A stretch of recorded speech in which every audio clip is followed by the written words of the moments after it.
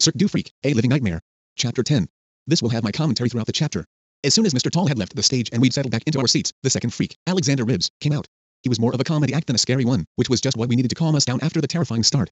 I happened to look over my shoulder while he was on, and noticed two of the blue-hooded people down on their knees, cleaning blood from the floor. Alexander Ribs was the skinniest man I'd ever seen. He looked like a skeleton. There seemed to be no flesh on him. He would have been frightening, except he had a wide friendly smile. Funny music played and he danced around the stage. He was dressed in ballet clothes, and looked so ridiculous that soon everyone was laughing. After a while, he stopped dancing and began stretching. He said he was a contortionist, somebody with bones like rubber, who can bend every which way.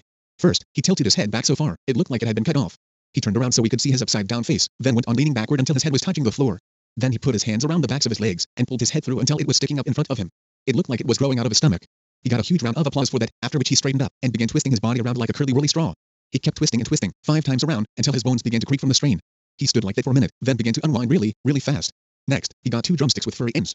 He took the first drumstick, and hit one of his bony ribs with it. He opened his mouth and a musical note sprang out.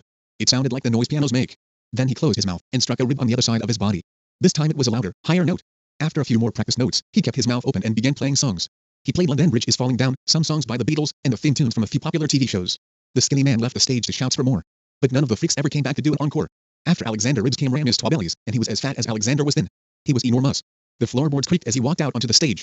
He walked close to the edge, and kept pretending he was about to topple forward.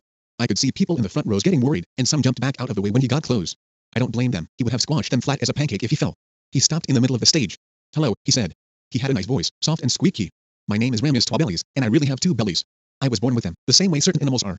The doctors were stunned and said I was a freak. That's why I joined the show and I'm here tonight." The ladies who had hypnotized the wolfman came out with 2 carts full of food, cakes, chips, hamburgers, packages of candy and heads of cabbage. There was stuff there that I hadn't even seen before, never mind tasted. "Yum yum," Ramius said. He pointed to a huge clock being lowered by ropes from above. It stopped about 10 feet above his head. "How long do you think it will take me to eat all this?" he asked, pointing to the food. "There will be a prize for the person who guesses closest." "An hour." Somebody yelled. 45 minutes. Somebody else roared. 2 hours, 10 minutes, and 33 seconds, another person shouted. Soon everybody was calling out. I said an hour and 3 minutes. "Those times are way too long." Steve said 29 minutes. The lowest guess was 17 minutes. "These times are better, but they are still too long to watch someone eat. I would like the time to be 2 or 3 minutes." When we were finished guessing, the clock started to tick and Ramius started to eat. He ate like the wind. His arms moved so fast, you could hardly see them. His mouth didn't seem to close at all. He shoveled food in, swallowed, and moved on. Everybody was amazed. I felt sick as I watched. Some people actually were sick. Finally, Ramius scoffed the last bun and the clock above his head stopped ticking. 4 minutes and 56 seconds. He'd eaten all that food in less than 5 minutes. I could hardly believe it. It didn't seem possible, even for a man with 2 bellies. "It was nice," Ramius said, "but I could have used more dessert."